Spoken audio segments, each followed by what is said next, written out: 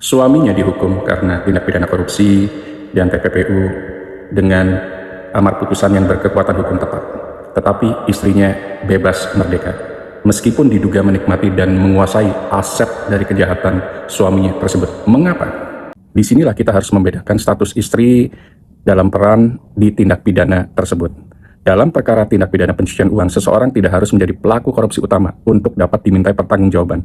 Undang-Undang TPPU mengenal perbuatan seperti menerima, menguasai, menggunakan, dan atau menyamarkan harta yang diketahui atau patut diduga dari hasil tindak pidana korupsi tersebut.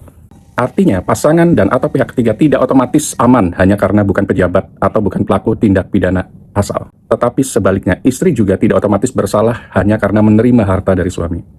Aparat penegak hukum harus bisa membuktikan unsur pidananya atau patut menduga penguasaan atau penggunaan aset serta keterlibatannya dengan harta tindak pidana tersebut.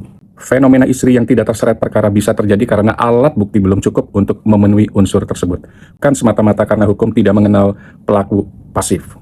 Jadi pertanyaan hukumnya bukan mengapa istrinya tidak tertangkap, tetapi apakah seluruh unsur tindak pidana pencucian uang terhadap istrinya dapat dibuktikan secara sah oleh KPK, Kejaksaan, dan Kepolisian. Hubungi Dr. Firman Chandra dan Firman Chandra Law Firm untuk advice hukum keluarga terkait dengan TPPU dan tindak pidana korupsi. Appointment only.